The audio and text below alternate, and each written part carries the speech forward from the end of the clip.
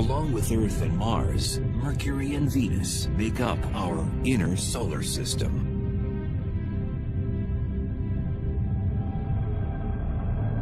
Jupiter, Saturn, Uranus, and Neptune, these planets farthest from the Sun, make up the gaseous outer worlds of the solar system. Over 4 billion years, the inner planets bound enough interstellar debris to become rock solid. Why do we study planets? Why do we study astronomy at all? We someday need to go beyond the planet Earth if we expect to survive as a species for a very long time. And we need to know what's out there and what the nature of the universe is. We're studying worlds where things are exotic, but the basic processes of physics and chemistry at work are really the same that we see here on Earth. Millions of miles separate us from our rocky cousins. But a tour around Venus and Mercury reveals a common DNA. We can go to Mercury and Venus and really look at these as places, as worlds with their own histories, and then contextualize our own planet's history. Venus is the 6th largest planet in the solar system. At its closest, it is 26 million miles away from Earth. A year on Venus lasts 225 Earth days. And if you weighed 150 pounds on Earth, you'd weigh 136 on Venus.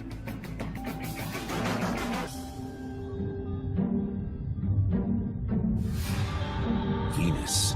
When the ancient Romans looked up, they were captivated by its commanding presence. They named the planet after their serene goddess of love and beauty. It's such a beautiful presence in the sky. It seems obvious the connection there. Venus has long been considered our sister planet because of its closeness in composition, gravity, density, and size. Venus and Earth are almost twins in a lot of ways. They're almost the same size. Venus is slightly smaller than Earth. So if Earth was a regulation basketball, Venus is a soccer ball, slightly smaller. And Venus is the closest planet to Earth. So for a long time, it was thought of literally as a twin planet. For ages, scientists thought this twin, like Earth, was a planet covered with deep oceans, lush rainforests, and had a climate that would give credibility to the notion that intelligent life could exist there. Before the space age, people thought it might be very Earth-like on Venus. But the paradox is when we actually got to Venus and started exploring it, the conditions there are so different. It turned out Venus was less of an exotic sister to Earth and more of an evil twin. So here you have two very similar planets in their sort of bulk properties, but they've evolved to such different states. And that creates an interesting problem in understanding planetary evolution, a sort of controlled experiment. I take these two similar planets and let them go for 4 billion years, and then why do they end up so different? First, some of the basic differences. Venus has been hit hard with meteors. One so strong that some scientists think it may have reversed the planet's rotation. Venus has a very slow rotation, and it has what we call a retrograde rotation. So it spins backwards compared to the direction of spin of all the other planets. Because of this retrograde rotation, the sun rises in the west and sets in the east. And the Venusian days are long ones. The amount of time from one sunrise to the next is about 8 Earth months. But the orbital pattern and long days are what make Venus so intolerable. In part, it's the wicked climate. With a surface temperature of 900 degrees Fahrenheit, Venus is the hottest planet in the solar system. Travelers there would have their trip cut short in no time. It would take a matter of seconds. maybe 1 second before they were gone, roasted to death. If you're an astronaut sitting on Venus without a spacesuit, then your skin's going to crisp up. You're going to cook just like a turkey in an oven, except much faster even. The unforgiving heat wave is created by a process called the greenhouse effect, the identical process that keeps Earth's climate in check and teeming with life. But a closer look at Venus tells us how this common trait can be a cycle of life and a cycle of death.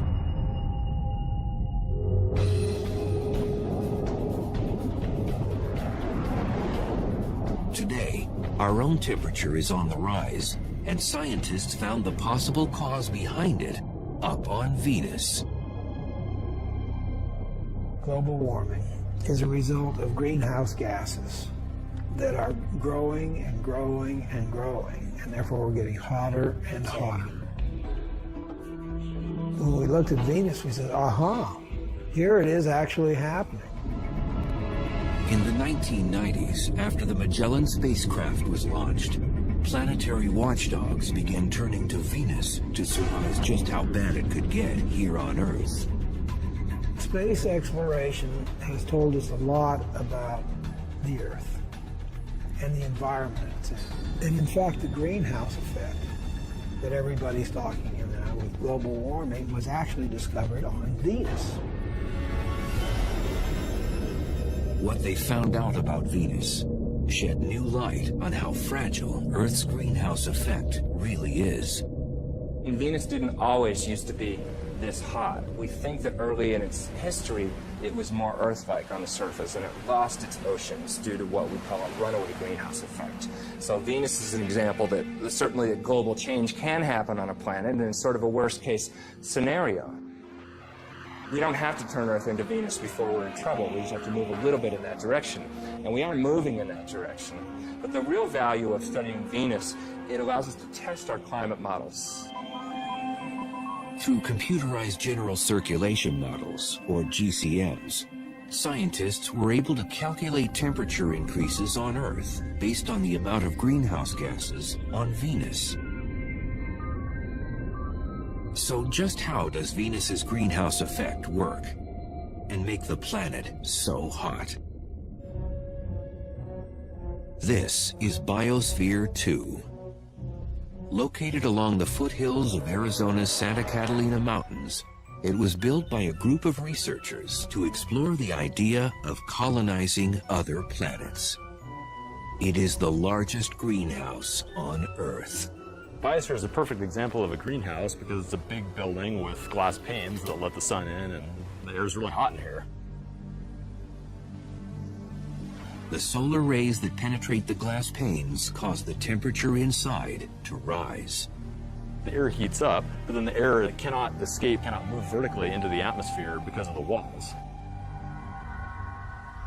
The windows trap the heat, warm the building, and provide the plants and trees with a livable climate.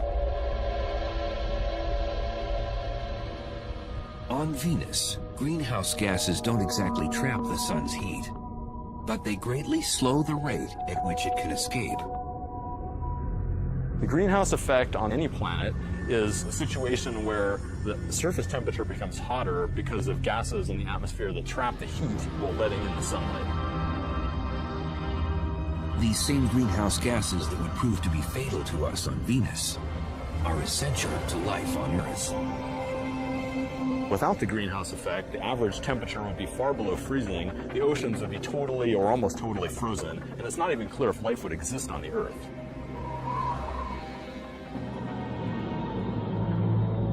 We talked about how hot it was, but why is it so hot?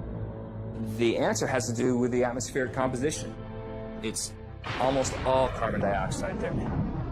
Carbon dioxide, or CO2, makes up 95% of the Venusian atmosphere, and that high volume of gas traps more heat. That's going to give you a strong greenhouse effect, and that's going to make it really hot. And that's why it's so hot on Venus. It's an extreme example of global warming. On Venus, volcanoes are the natural spring source for CO2 and other gases. It's a process atmospheric chemist Jeff Sutton studies on Earth at Hawaii's Kilauea volcano. Deep below the surface, atomic compounds ignite during volcanic activity to form CO2. The gas is born from the pressure created by the heat of molten rock, or magma. It rises towards the surface. It reaches the summit magma storage complex. The pressure is decreased on the magma. And the effect of that is to allow gases that are trapped under the very high pressure to be released and bubble out. The Venusian surface would likely have cracks in the lava, similar to these vents, where gases escape into the airstream. Somewhere between 8,000 and 30,000 metric tons of carbon dioxide boil out of the magma chamber each day. And it amounts to something on the order of 3.5 to 5 million tons per year. And that's just one volcano here on Earth. Venus has more active volcanoes, and that means more heat-bouncing gases. So all the CO2 just builds up in the atmosphere on Venus, which just makes it hotter and hotter.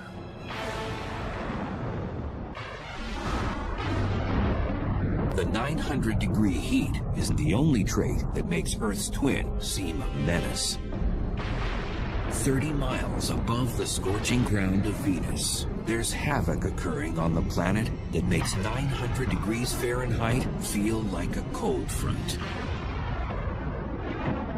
Electrical mayhem, where split-second jolts can reach 50,000 degrees. Each spark of light contains 100 million volts of electricity. Lightning occurs on both Earth and Venus when electrical charges store up enough energy until they release a spark.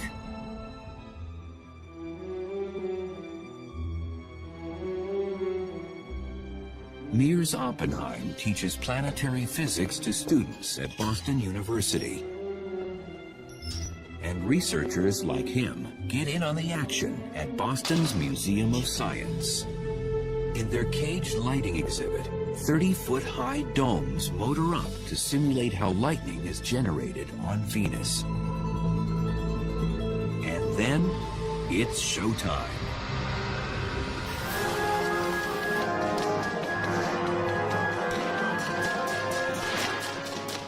So look at this. We're generating so many millions of volts on these domes that voltage has to escape. And it's actually ripping molecules in the air apart. The air in the domes, like within the Venusian clouds, stirs up the electrical distribution of tiny atomic molecules.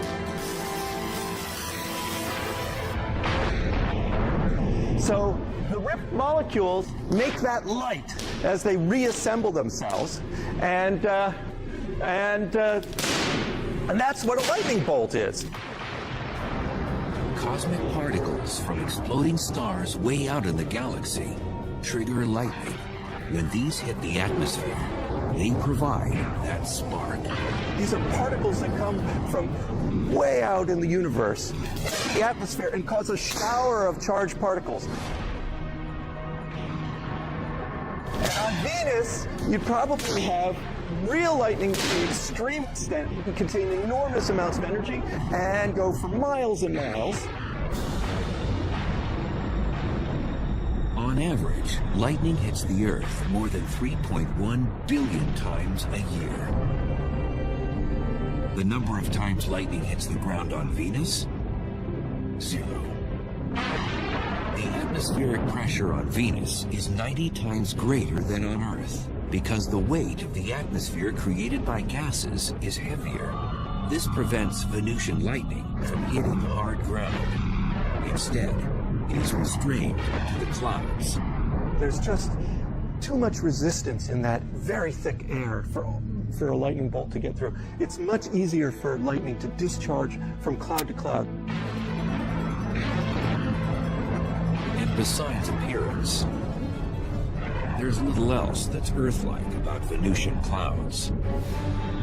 In fact, the main ingredient that creates them is toxic enough to burn through human flesh.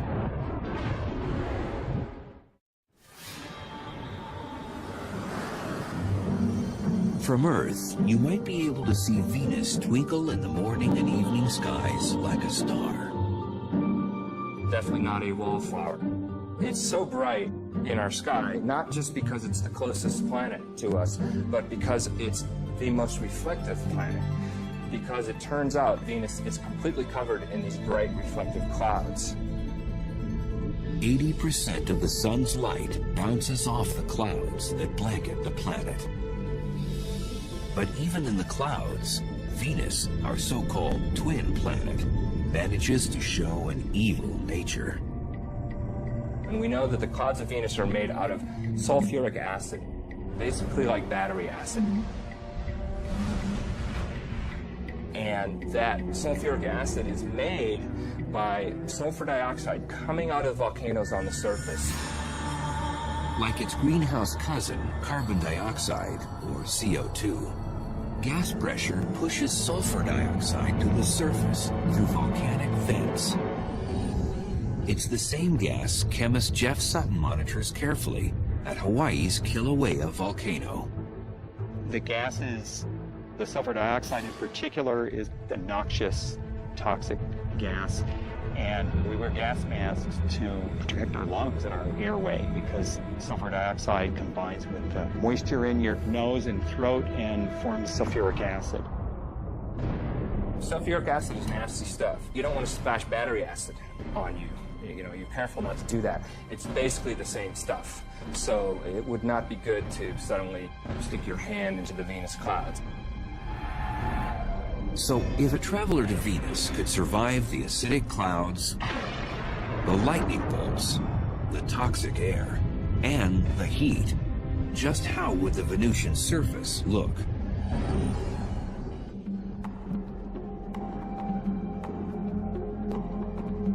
Volcanologist Jeff Burns with the United States Geological Survey, or USGS, circles the globe to understand what drives volcanic activity on the inner planets.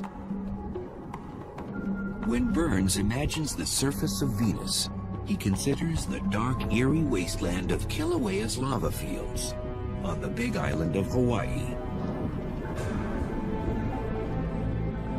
It's very instructive to be able to come here and study this volcano to compare it to volcanism that has occurred on the surface of Venus. We can actually come out here to the field and study things. We can actually take samples and look at them in detail.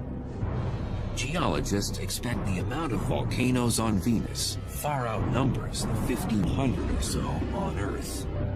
Some estimates range from 100,000 to over 1 million volcanic features on Venus. With that many volcanoes, lava rock makes up 70% of the Venusian surface, just like it makes up much of Kilauea's terrain.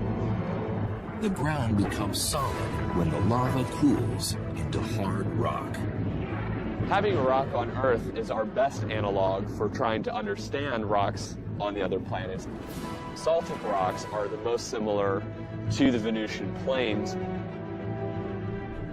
Basalt is the most common type of lava rock found on Venus and throughout the inner solar system.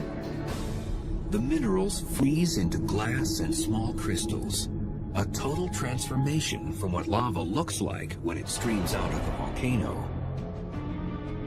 When lava is actively flowing across the surface, it's incandescent and typically looks red. Now, quickly it'll form a silvery sheen over the top of it, and then over a period of a few weeks will turn black, such as the lava we see around me here. At 5 miles high, Mont Mons is the largest volcano on Venus. And it's left some tremendous lava channels in its wake, just like Kilauea did. Now, as you can see, the structure, we have levees here on the sides, and then internal structures as well. This is similar, perhaps, to how large channels called canali formed on the surface of Venus. However, they formed at a much larger scale. Large enough to create seemingly endless miles of canali across the Venusian landscape. Consistent in both width and depth, the canali are much longer on Venus than on Hawaii because of environmental conditions on the planet. The dense atmosphere and hot temperature slows the magma from cooling into solid rock. And with little wind and no rain to further cool the magma, lava can cut through the surface for months after an eruption before it hardens.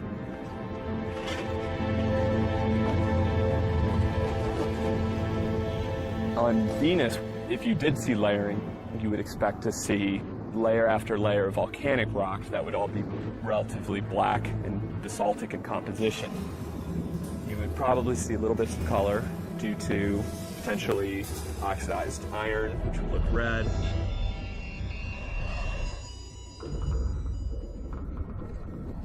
Typically, basaltic lava flows are glassy enough that, in fact, you would actually cut your hand. They can be extremely sharp. They tend to quench and form glass.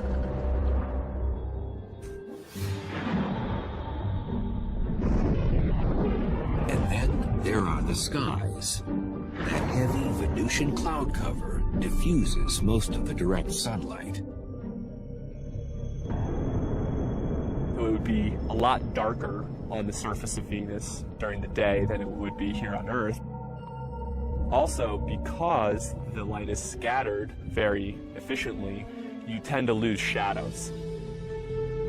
So everything is lit fairly consistently across the surface. And then additionally, because of the composition of the atmosphere, everything would tend to have more of an orangish tinge to it.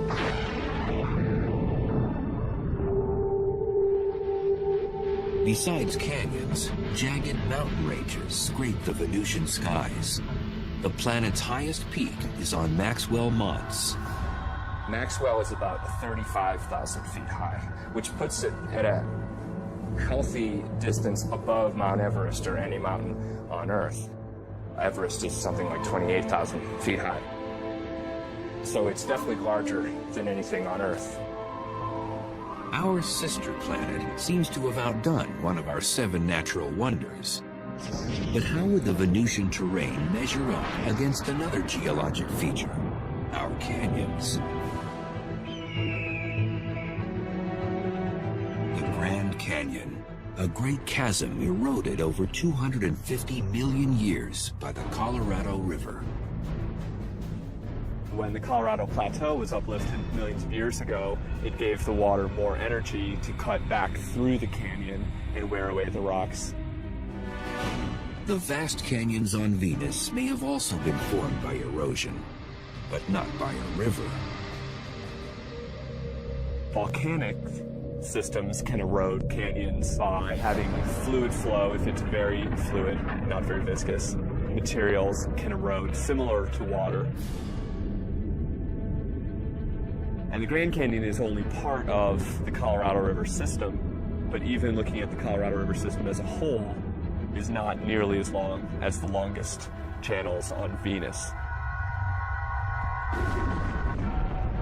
Had the ancient Romans known about the volcanoes, acidic clouds, lightning bolts, toxic air, and that scorching heat, perhaps they may have named our evil twin planet after something other than their goddess of beauty and love. There's irony there because, of course, the Greeks and Romans didn't know anything about the conditions on Venus. And here we are a couple thousand years later, and we're actually exploring this place. And, well, it's not quite so nice according to our taste. But how do the dangers found on our sister planet compare to the cosmic violence on Mercury?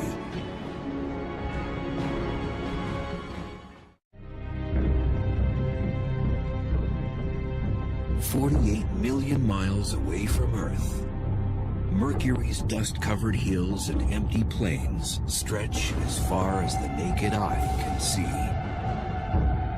It's a colorless body. It does not have really any colors like you see on Mars or the Earth or even Venus for that matter. Dr. Robert Strong, with the University of Arizona's Lunar and Planetary Lab, has been a chief authority on planetary geology for more than 35 years.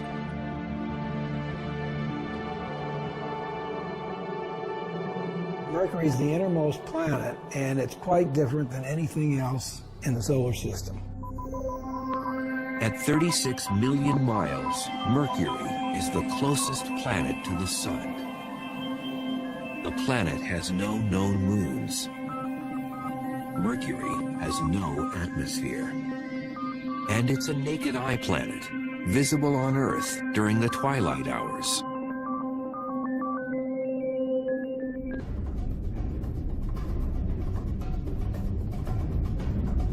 With a diameter 60% smaller than Earth, Mercury is the solar system's scrawniest planet. Much too small to generate the strong gravitational field needed to retain an atmosphere. Gravity depends upon the mass of the object, on the mass. So the larger the mass, the more the gravity. So on Mercury, the gravity is less on there. Since the planet's gravity is so weak, if you weighed 150 pounds on Earth, you'd only weigh 57 pounds on Mercury.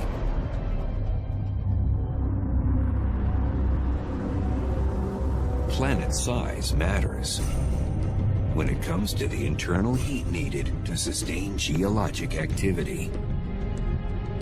The internal convection currents that drive geology stop, and in general, it just freezes up and there's no way to sustain that geological activity. And that happened to Mercury a long time ago, probably after less than 1 billion years of its life. The days when the planet beat with a strong pulse that produced volcanic and tectonic Mercury quakes are long gone. Is Mercury a dead planet? Depends on what you mean by dead. Is it internally active now? Probably not. It's probably not active at all. It is essentially a dead planet and has been dead for about 4 billion years. For a near lifeless planet, Mercury still has some movement. Named by the ancient Romans after the swift-footed messenger god, Mercury orbits the Sun in 88 Earth days, the fastest of any planet. But when it comes to the time it takes Mercury to spin on its own axis, the planet holds the record for being the slowest. Length of time, around 180 Earth days, about half a year. The Sun's gravitational force creates a tidal friction within Mercury, which slows down its speed as it spins on its axis. This means a year on Mercury is shorter than a day on the planet. And that sluggish rotation gives Mercury a somewhat peculiar weather forecast. For 6 months, the side exposed to the Sun reaches 800 degrees Fahrenheit. On the other side, the temperature drops to 300 degrees below zero. It has a long time to heat up on the side facing the Sun and a long time to cool down on the other side. And that's why it has these huge temperature extremes. Despite its close proximity to the Sun, Mercury is a bit of a black sheep in the planetary family. Its skies always seem like starry nights. The skies would be black. The reason we have blue skies on the Earth is because of our atmosphere. Nitrogen scatters light preferentially in the blue, and so that's why the sky looks blue. Mercury doesn't have an atmosphere, so the sky would be black. Legend holds that Mercury, the Roman god, invented the sport of boxing. This is one planet that's taken the lion's share of the ring.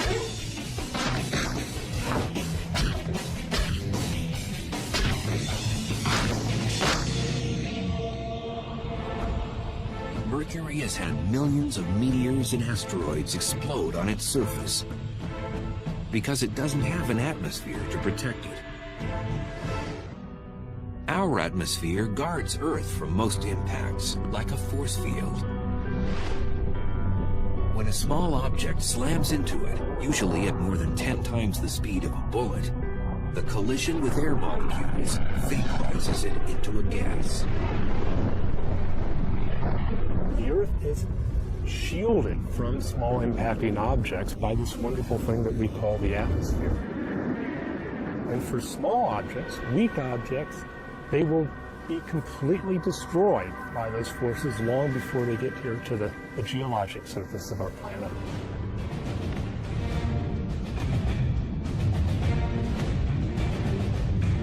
On Mercury, without that atmosphere, the asteroids and meteors smack down at full throttle. This makes Mercury the most heavily cratered planet in the solar system. You cannot take a step on Mercury without encountering an impact crater. Back in 1974, the Mariner 10 space probe mapped half the planet's surface, including the largest crater ever surveyed in the solar system. The most prominent feature is a feature called the Caloris Basin, which is a very large impact crater that is about maybe 900 miles in diameter. 900 miles in diameter. That's a couple hundred miles broader than the entire state of Texas. Researchers speculate the iron meteorite that made that impact stretched for more than 60 miles before it crashed into the surface. Moments after impact, seismic waves converged at the antipodal point, the spot on the exact opposite side of the planet. The seismic wave, the shock waves from this thing traveled, and they've concentrated simultaneously around the other side of the planet and literally shook apart the surface. The seismic turbulence jumbled up the crust and twisted the terrain into unusual rock formations. There's all this weird terrain. In fact, the technical term is weird terrain. Because you look at it and it's just weird. It's jumbled up and hilly and doesn't make any sense according to most geological activities. It's just very rough and looks as though somebody kind of scooped off the surface and just kind of dropped it down. Pre-existing craters suddenly became crude hills, some 6 miles wide and a mile high. In fact, the amount of surface elevation could have been on the order of a kilometer or two in just a few seconds. It would have been horrendous. Scientists have no way of knowing exactly when the Caloris impact happened, but they can surmise one thing. If an asteroid the same size crashed into the Earth, the impact would be catastrophic and wipe out human civilization.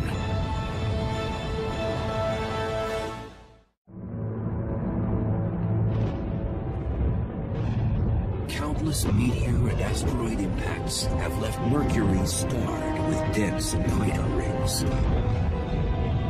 Today, the planet looks beaten, a terrestrial corpse. Like Mercury, Earth's surface is vulnerable to bombardment. And Arizona's meteor crater is one of our most preserved and Mercurian craters. The desert basin has given geologists a better understanding of what happens when a meteor strikes Mercury's surface. Upon impact, energy from the shock wave rips through the surface and moves tons of rock upward to shape the crater. And that flow of rock excavated this bowl-shaped cavity and deposited debris on the landscape for kilometers around. Same energy swept up the crater walls and caused these flat-laying layers of rock behind it to actually be uplifted. And the rock, under the influence of shock, wasn't behaving grittily like rock does, but more like taffy. This is one of the hallmarks of impact craters, not only here at Meteor Crater, but anywhere in the solar system. But imagine if the mighty object that formed Mercury's Caloris Basin crashed down on the site of Meteor Crater. It would be a massive explosion. Chunks of molten material flying around the Earth ballistically, re-entering the Earth's atmosphere and causing just massive meteor showers everywhere. For nearly 7,500 miles, the shock wave would rip up the soil and stir up tsunamis with 2,000-foot waves. Massive tsunamis propagate around the Earth and inundate much of the world's coastlines. It would flatten Las Vegas, Nevada, the cities of Salt Lake City, Utah, San Francisco, California, and Los Angeles vanish in a split second. Shock waves from the impact would propagate through the solid Earth thousands of miles from the site of an impact like that. Those seismic waves would converge at the impact's antipodal point, off the coastline of Africa's Madagascar, at the bottom of the Indian Ocean.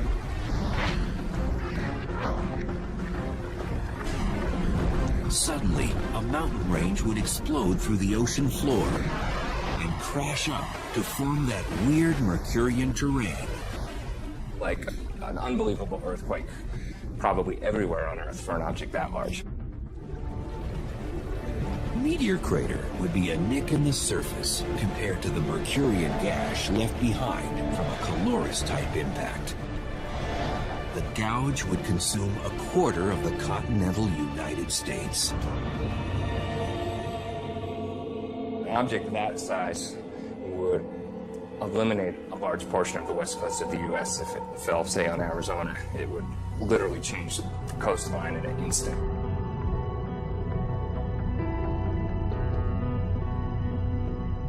Back on Mercury, those craters give it an iconic stature in the solar system. And some of these pockmarks harbor mysteries.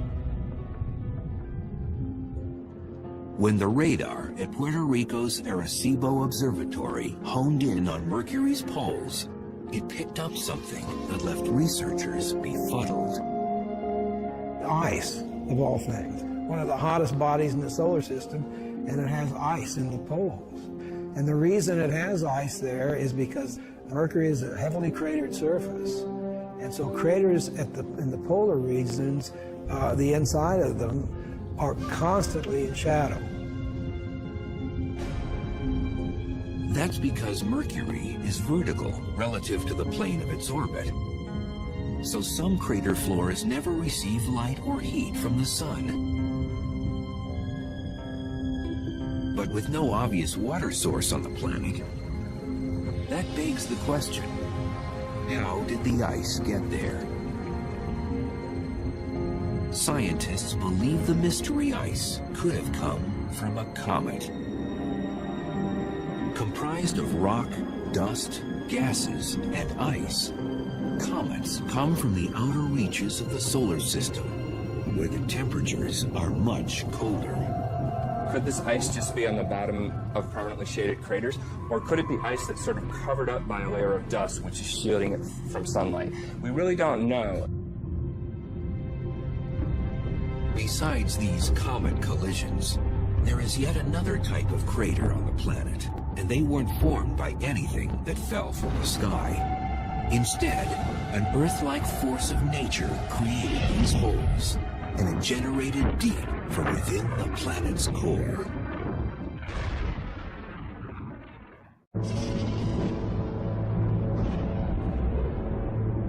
Mercury.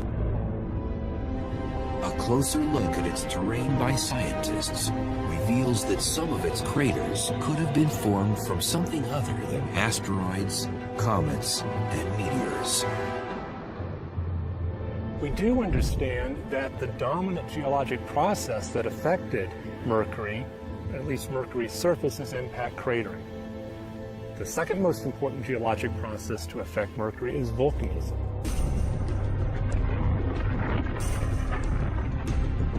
Although we haven't seen any definite evidence of volcanoes on Mercury, we do expect that there have been volcanic eruptions in the past.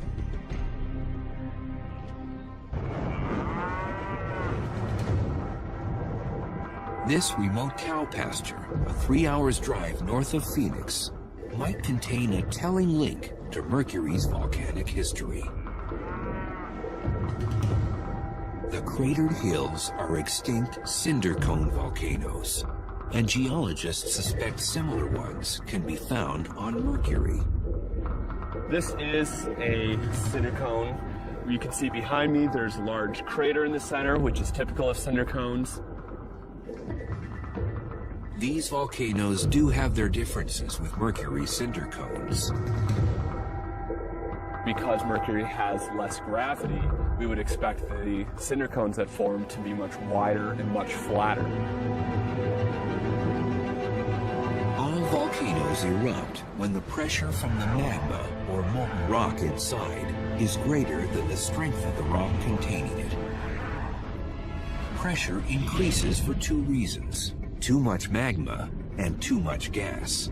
And when pressure increases in a volcano, it usually has one place to go. Lava comes up to the surface and erupts explosively. You have a vent area and you have what's called a fire fountain. If the pressure is great enough, its force can spew lava higher than 100 feet on Earth. But on Mercury, with such low gravity, the fountain could eject lava 30 stories high.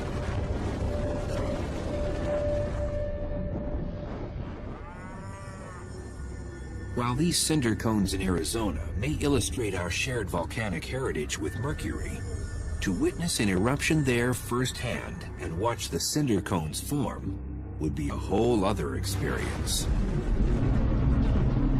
First, without an atmosphere, a plume of ash and smoke and debris wouldn't billow across the landscape.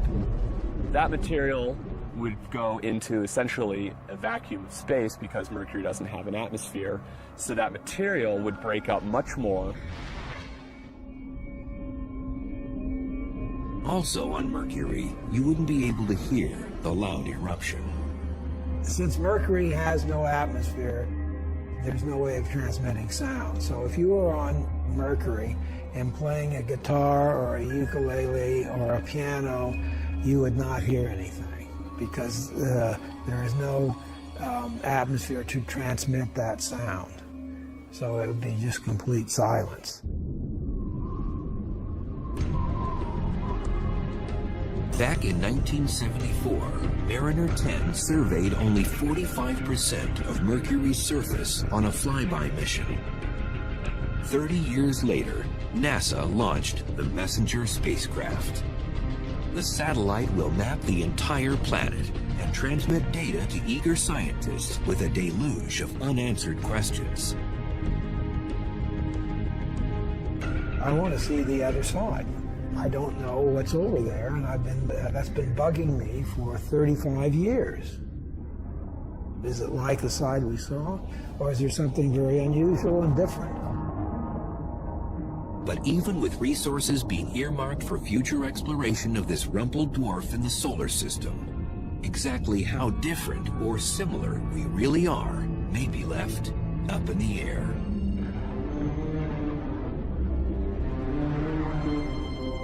Despite the harsh conditions on Mercury and on Venus, a close look around our own backyards reveals the good, the bad, and the ugly of the inner planets. The universe is this vast, vast thing, And here we are sitting on this little pinprick. I mean, we are not isolated. We see things that happen on these other planets for tremendous climatic changes in the past that have happened in a very short period of time and changed that. And that can happen on the Earth. Ultimately, it enriches our knowledge of who we are and how unique and how rare an environment like ours and even creatures like us might be in the universe.